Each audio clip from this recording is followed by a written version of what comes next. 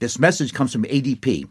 Whether it's a last-minute policy change or adding a new company holiday, anything can change the world of work. From HR to payroll, ADP helps businesses take on the next anything. ADP, always designing for people. Hey everyone, you're listening to Code Switch from NPR. I'm B.A. Parker. Well, Happy New Year. It's time for clean slates, bit of a refresh.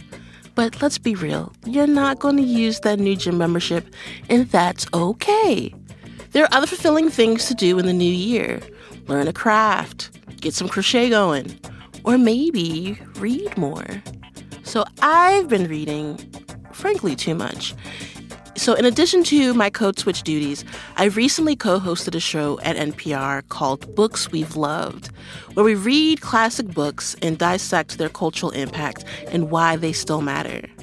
Now, classic is loose here. We're talking from Giovanni's Room to Gone Girl. So today, on this special episode of Code Switch, I want to bring you a conversation I had while co-hosting Books We've Loved. You're going to hear me in conversation with the Indicator's Wailin Wong and my co-host Andrew Limbong discussing Amy Tan's The Joy Luck Club, which, believe it or not, I only just read for the first time. We'll get into the cultural impact of the 1989 novel and zoom in on its author, Amy Tan. This message comes from Databricks, the data and AI company. AI agents work best when they have the right context, your unique data, your rules, your workflows. Agent Bricks helps companies build agents that are accurate, continuously learning, and automate everyday tasks. It's AI built for how your business actually runs. Agent Bricks by Databricks. AI agents grounded in your data and built for your goals.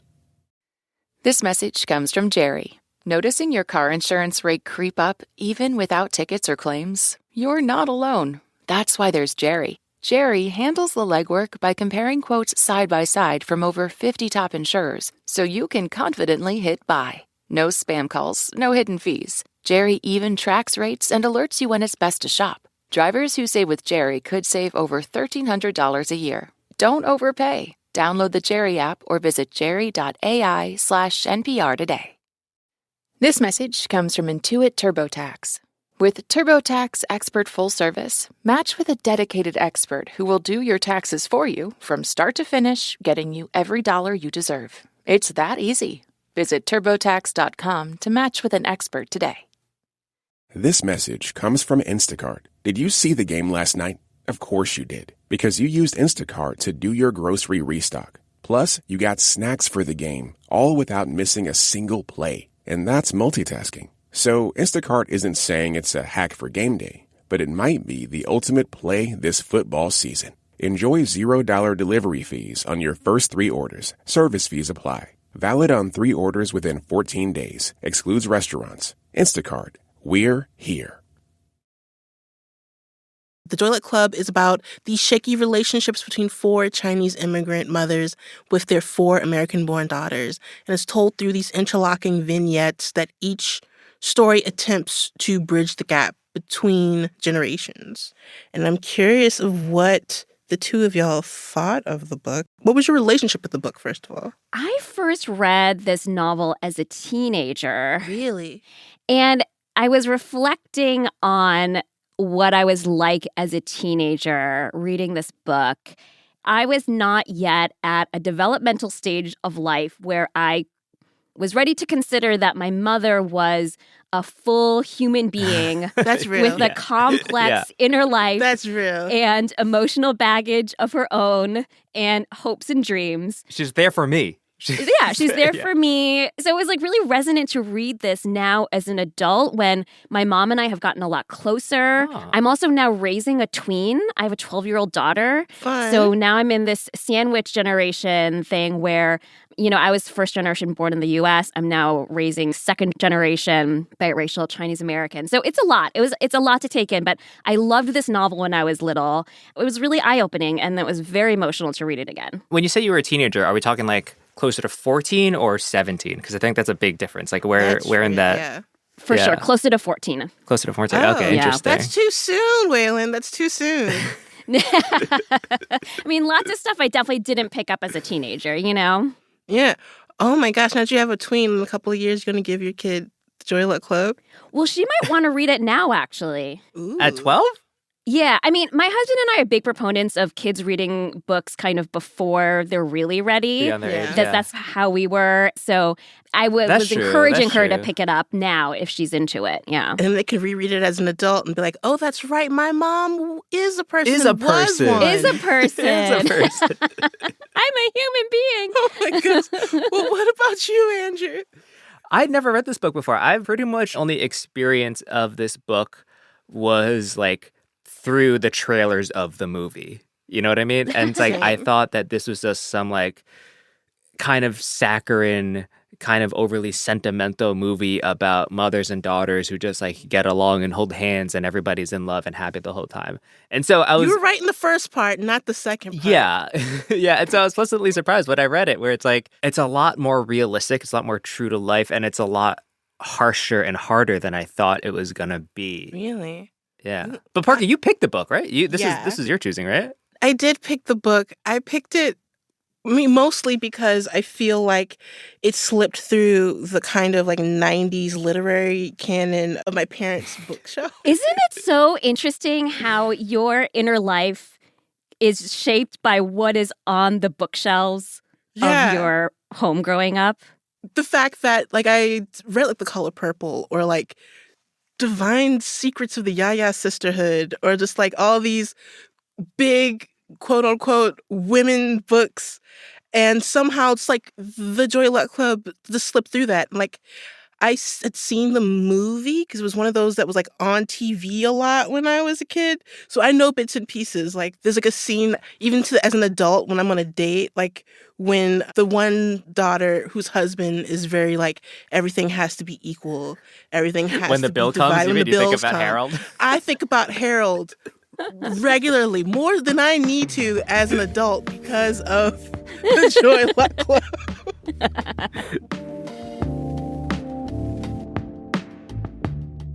I'd like to zoom out and talk about Amy Tan, the author, a little bit more.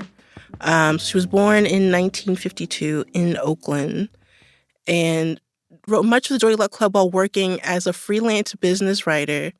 So all of us need a side hustle. So she was ghostwriting for companies before deciding to try fiction. Hopefully she was a better writer than Jingmei. And then the book started as a short story that like expanded into these interconnected tales. So Tan initially thought the manuscript might sell only a few thousand copies, and then it became like this surprise bestseller, spending over 40 weeks on the New York Times list. Yeah, like is it not surprising? But this is like because it is the template, the fact that it has gained so much traction so quickly. There's also, with most things that become that popular, there is a bit of pushback Yeah, I had to take some against lumps, that. yeah. And I wanted to talk about that pushback a little bit.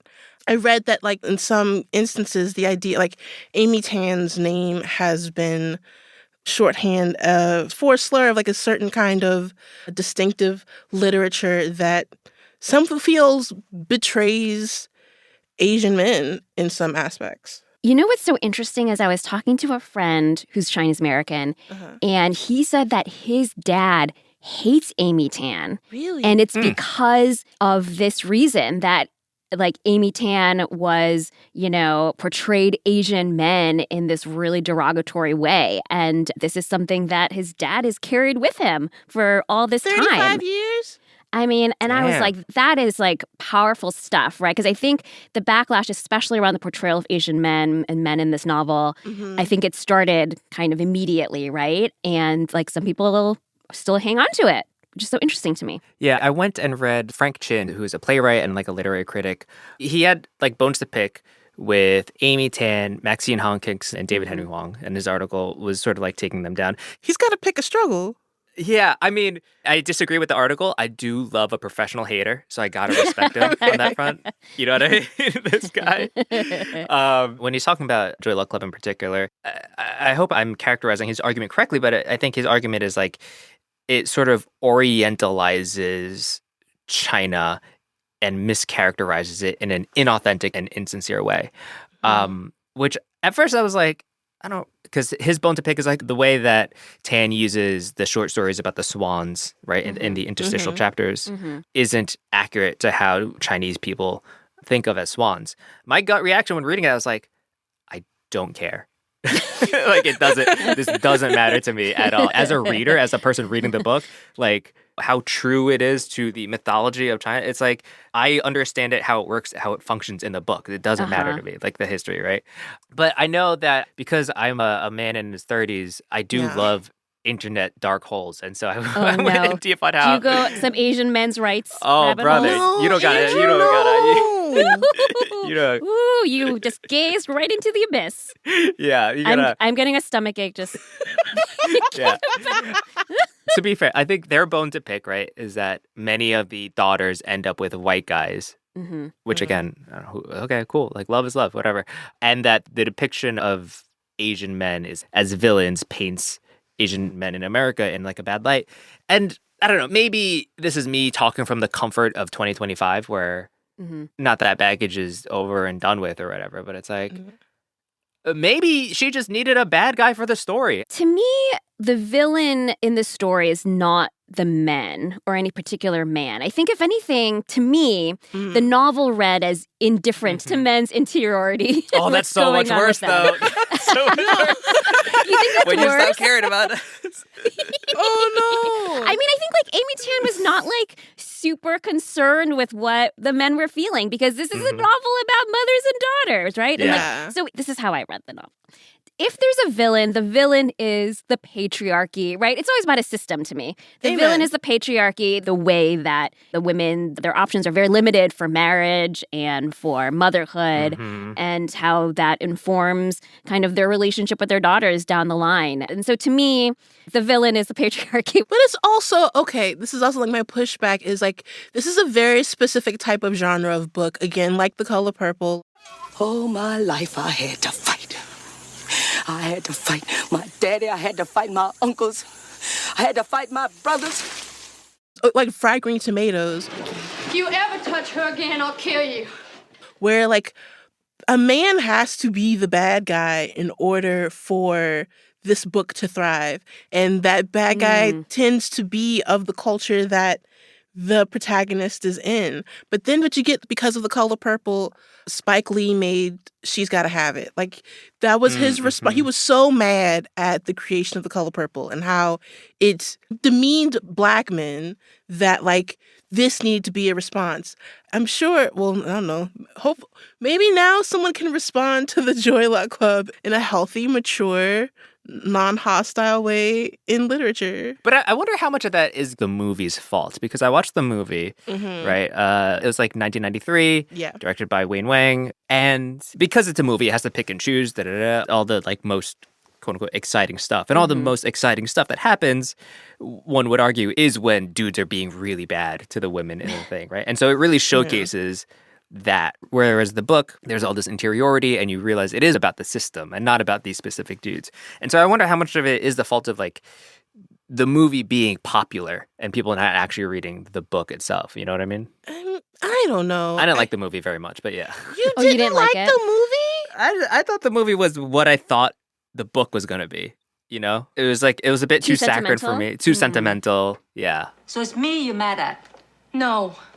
I'm just sorry that you got stuck with such a loser. That I've always been so disappointing. What you mean disappoint? Piano? Everything. My grades, my job, not getting married. Everything you expected of me. Not expect anything. Never expect. Only hope. Only hoping best for you.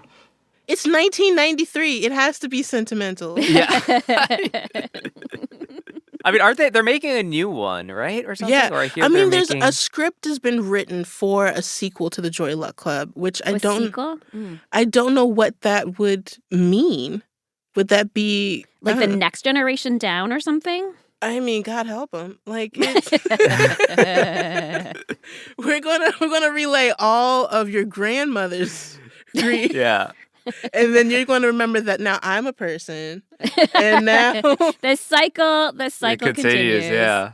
But when we talk about in this book kind of like these generational stories and how that has kind of picked up in the zeitgeist now, I think about with Everything Everywhere All at Once. I Yeah. think about Seeing Red, which stressed me out.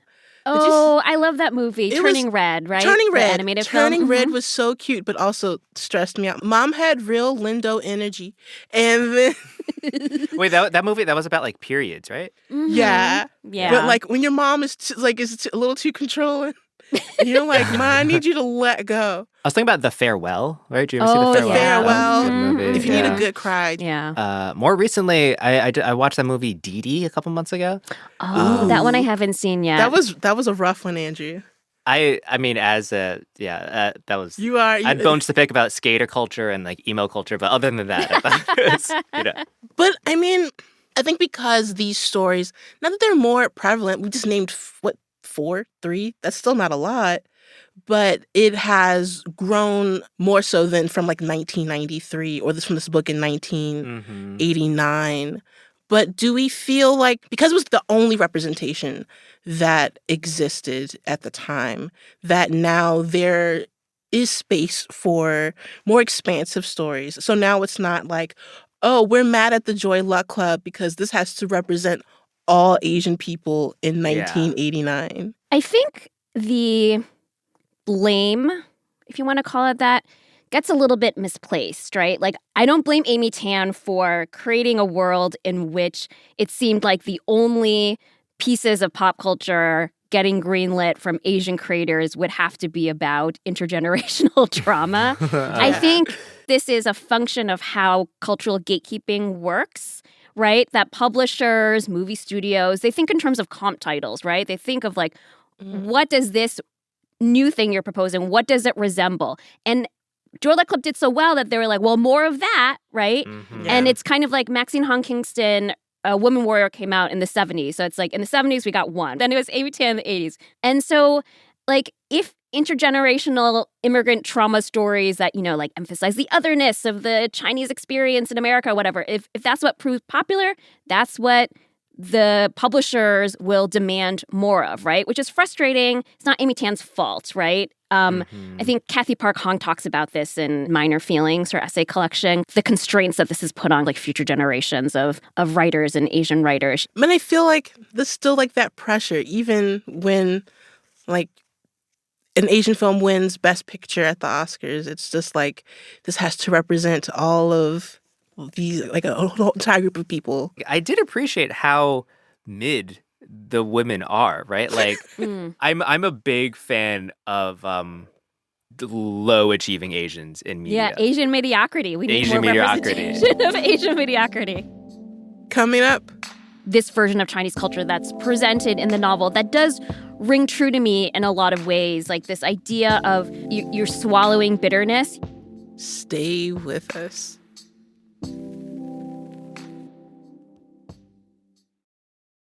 This message comes from MIDI Health, a virtual care platform for women in perimenopause and menopause. Chief Medical Officer Dr. Kathleen Jordan shares the wide range of symptoms they work to address for women in midlife. There's dry eyes, there's dry hair, there's dry skin, there's dry mouth, trouble sleeping, there's panic and anxiety attacks.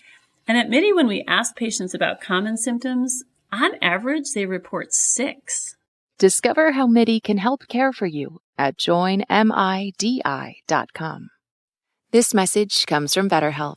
President Fernando Madera shares BetterHelp's commitment to expanding access to therapy. Our State of Stigma report helped us understand that believing in mental health is easy, but asking for help is not. Now, with the report on our hands, we can work to make mental health care more accessible. To get matched with a therapist, visit betterhelp.com/NPR for 10% off your first month. This message comes from Viking, committed to exploring the world in comfort. Journey through the heart of Europe on an elegant Viking longship with thoughtful service, destination-focused dining, and cultural enrichment on board and on shore. And every Viking voyage is all-inclusive with no children and no casinos. Discover more at Viking.com.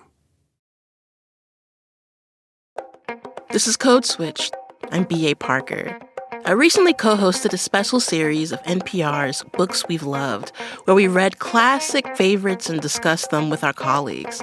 This week, we're bringing you one of those episodes, a discussion with my co-host Andrew Limbong and the Indicator's Wailin Wong about the Joy Luck Club. Let's get back to it. So I want to talk about just like these larger themes that are in the book, because there's a lot of stuff going on. I mean, we've talked a little bit about the mother-daughter relationship, but I don't think we fully discussed just how, like, fully dysfunctional that it is, that they are, like, every pair of mother and daughter in this book feels like two ships passing in the night.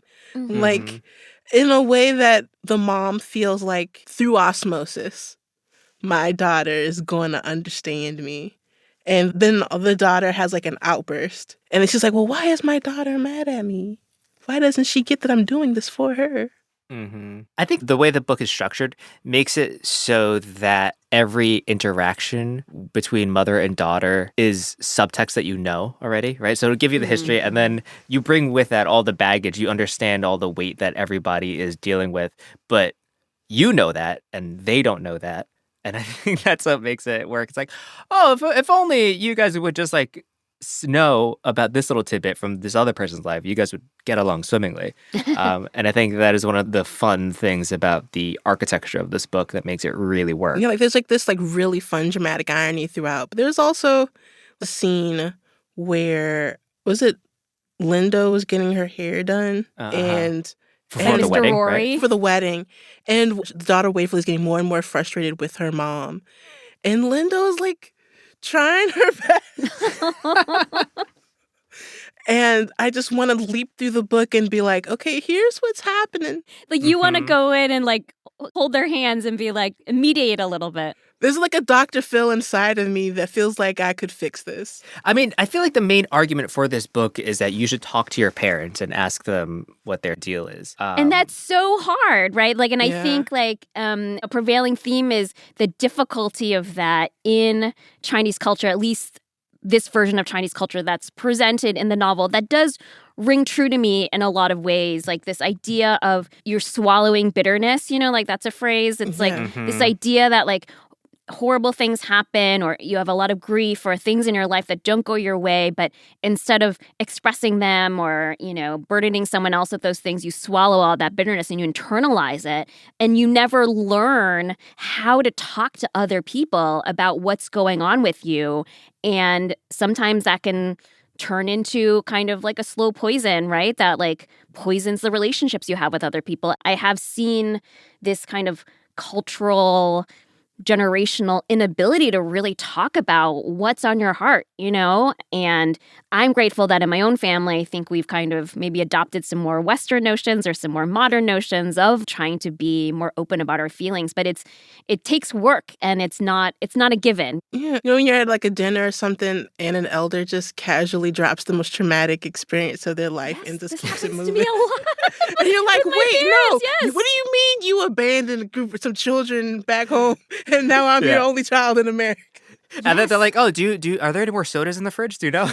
Like, no, circle back.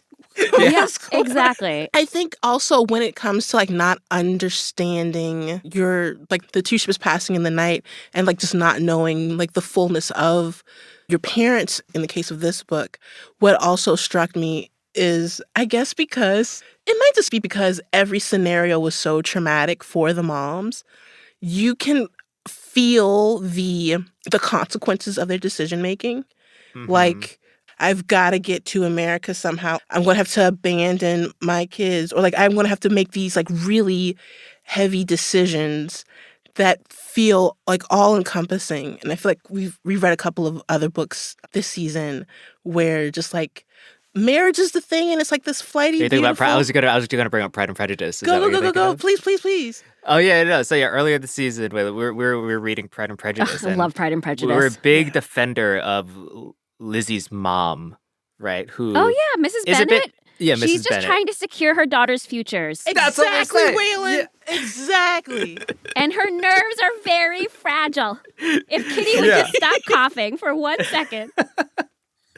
Yes, exactly. And so I don't know. I was thinking about Mrs. Bennet a lot in reading this book, which is kind of funny if you think about it for a second. Where it's like, oh, I wish we got the Joy Luck Club treatment for Mrs. Bennet, right? Like to see what kind of what baggage she was bringing to the table. My cultural understanding of me just trying to figure out while reading the book, we talk about like the villain, and not the villain, like the bad guy of the book, and I feel like the bad guy is assimilation. For me, like that was the bad guy. It was because so much of the book, the moms have to think in such a binary when it's like you're either Chinese or you're American. And I guess there's a part of me now in like the 21st century that's like, oh no, baby, you can be all these things together. All the things, yeah. Like, you can be all the things. And it's like, no, this smile is Chinese, this smile is American. There's like this great divide, and the daughters that they have here have to like absorb that. So that was something that I, as an outsider to that, was just trying to navigate and thought was really interesting. Yeah, and I think that this novel is important. Well, it's important for a lot of reasons, but I think one of the reasons it's important and resonant is because it maybe kind of introduced this idea to a mainstream audience when it was published. This idea that you have children of immigrants in the U.S. who hold this duality, and it is a source of struggle for them. I wonder if for a lot of non-Asian, non-Chinese readers, if this was kind of the first time they had considered that kind of emotional experience for maybe people they knew in their life or were in community with. And I think that that's like the lovely thing about what literature can do, right? And portraying that kind of interiority. Am I entering my old head era where I was like agreeing when what you were saying when one of the moms is like, you're either Chinese or you're American, you know? And I was like, yeah, it's I'm like, you're right. You have to pick one? Yeah, I don't know. I was feeling extremely like cranky reading this book, agreeing along with just the moms, you know? You also could just be a grump. It's okay. Yeah, I might just be a grumpy guy.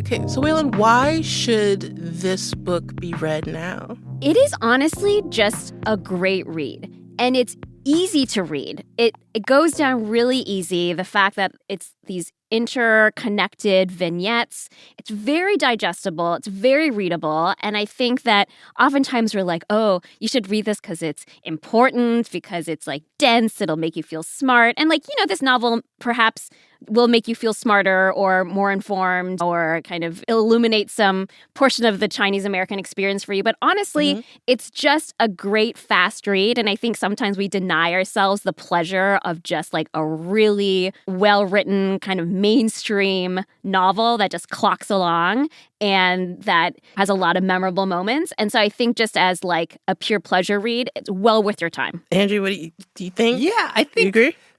I agree. We've talked about this before. I think this is like the template for a lot of immigrant narrative stories. If you're going to add another one to the pile, we have a lot already on the deck, but if you're going to add a lot to the pile, you got to shoot for like this or higher is what my thinking is. It's like the text. The yeah, exactly. Text. Yeah. Fully agree. Loved it. I'm really disappointed that I hadn't read it earlier because it does like... It fits the mold of a book I could talk to my mom about that I really, I don't know. Like I've been annoying her with my takes on the Joy Luck Club for the past week. So it's been really, really good. She has been like the low-key editor of this entire series. She has been. All of the books that were on the bookshelf when I was a kid that I like pulled from her and my grandparents' bookshelves. Yeah. So this has been like, it's been really nice. This is also the side note that there's an audiobook I also listen to while I'm cooking because sometimes, you know. Nice. But like the actress Gwendolyn Yao, putting in work. She did everybody? They didn't do the thing She where they did get different everybody. people? Whew. She did everybody. Sheesh. All right. So now we're going to go to if you like this, read that. If you didn't like this, try that.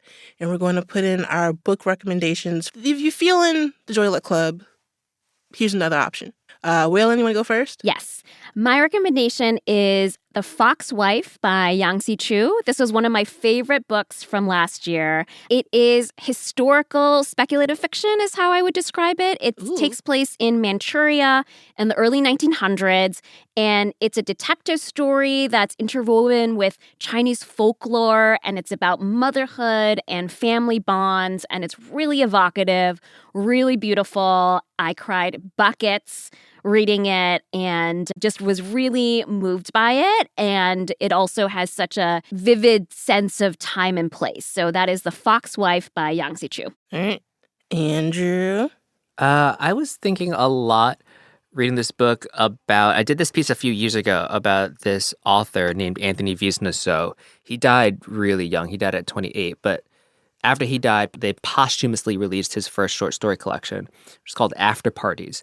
And it's about essentially Cambodian Americans living in like a California suburb. And what I was thinking about it with this novel, with Joy Luck Club, is that it does have the baggage of like the parents' history. And if you know anything about the history of Cambodia and immigration and all of that stuff going on, but also it's just about dirtbags smoking weed and making out and stuff like that. I liked how it was pushing this narrative forward about what Asian American literature could be and thinking about this book. So yeah, that's Anthony Visnaso's After Parties. So I went with like another classic. I went straight for the generational trauma and being haunted by the past. And so I went with Toni Morrison's Beloved because I felt like it is in the vein of just like mother who can't communicate because of the past and like daughters who have to endure because of it. Damn, I gotta call my mom now, right?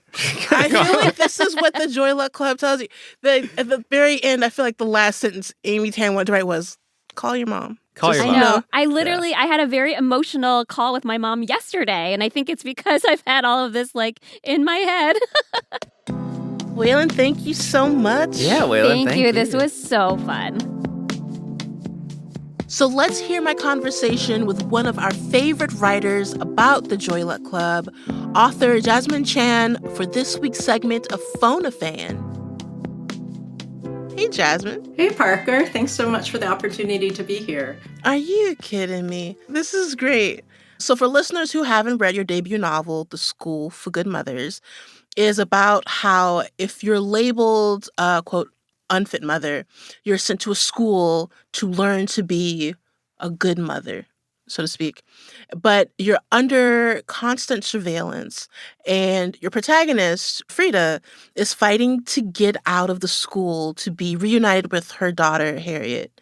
That's succinct enough? Yes, I generally describe it as about a Chinese-American single mom who has to spend a year at an imaginary government-run reform school in order to get her toddler daughter back. And what I tell everyone for like the shortest elevator pitches, it's a little like 1984, but for moms. Jeez Louise. I mean, accurate. That's right. So I wanted to talk to you because you are a big fan of the Joy Luck Club. And you read the Joy Luck Club when you were a tween, right? Yes, when I was a tween a very, very long time ago. So the Joy Luck Club was really a foundational text, not just for my journey as an author, but also just a foundational text for just being a person. I mean, I read this book in the early 90s when I was in junior high, and the copy that I reread for this taping was actually my parents' first edition copy from 1989 that has some of my mom's notes in the margins and has like an occasional like splash of food in it. So it was a really special experience to get to revisit a book that's so important to me. So now that you've revisited it, has the perspective shifted? Well, I think what was interesting in rereading it was how much of the book captured this story of my grandmother's and mother's generations, because I'm the Gen X generation that came after the baby boom daughters in the book. And so the mother's stories in the book really reflect what my grandmothers went through. And then my mother is now around the same age that the Joyla Club daughters would be in 2025. And so it was certainly really eye-opening and similarly profound to read it as a 47-year-old mom of a biracial 8-year-old daughter, and to really think about what my grandmothers went through and like surviving war and like how strange it must have been to come to America. And also the fierceness of the mother's love really like is something I could only really understand now as an adult. Yeah, interesting. Okay, if Amy Tan's storytelling is about remembering the past and yours is about surviving the present, what do they both suggest about the future of motherhood? So I've been thinking a lot about freedom in relation to motherhood, and also because we live about 5 minutes from the Broadview Detention Center in suburban Chicago. And so I was reading this book that's so much about the American dream while military helicopters circle overhead day and night. And so I've been thinking a lot about the hope that these mothers have of coming to America and the lives that they want for their daughters. And so it's been kind of scary to think about how the current administration almost wants us to go back to this past vision of motherhood that occurred in China in the early 20th century and occurred all over the world, of forced birth and wildly repressive patriarchy and girls and women having such limited options. So I hope the future of motherhood will be one of greater freedom than we have right now. And I think that what is exciting about the ability of books is to be able to help people stay curious. Like, there's part of what is causing the societal breakdown is like a total lack of curiosity about other people's experiences. And I hope that both books will encourage empathy, because one of the things that I was reflecting on and thinking of the commonalities between the books is I think there is a thread of community and the importance of community and the danger of moms having to do it all alone. The friendships in the Joyla Club are, I think, were something that gave me so much hope reading about it as a lonely Chinese girl in the early 90s, where I was like one of the only Chinese kids around. And so it gave me this vision of this future where you're not just like all alone, but you're one of many. Jasmine, okay, that was a perfect answer. Thanks so much, Jasmine. Like, so glad I could give you a ring. And be sure to pick up Jasmine's latest novel, The School for Good Mothers, out now. You can listen to more books we've loved on the Book of the Day podcast feed. You can follow Code Switch on Instagram at NPR Code Switch. If email is more your thing, ours is codeswitch@npr.org. And subscribe to the podcast on the NPR app or wherever you get your podcasts. You can also subscribe to the Code Switch newsletter by going to npr.org/Code Switch newsletter. Just a reminder that signing up for Code Switch Plus is a great way to support our show and public media. And you get to listen to every episode sponsor-free. So please go find out more at plus.npr.org/codeswitch. This episode was originally produced by Cher Vincent, and it was edited by Megan Sullivan. It was produced for Code Switch by Xavier Lopez. It was edited by Jess Kung and Dahlia Mortada. Our engineer is Robert Rodriguez. And a big shout out to the rest of the Code Switch massive: Christina Kalla, Leah Donnella, Raylan Williams, and Jean Demby. I'm B.A. Parker. Hydrate.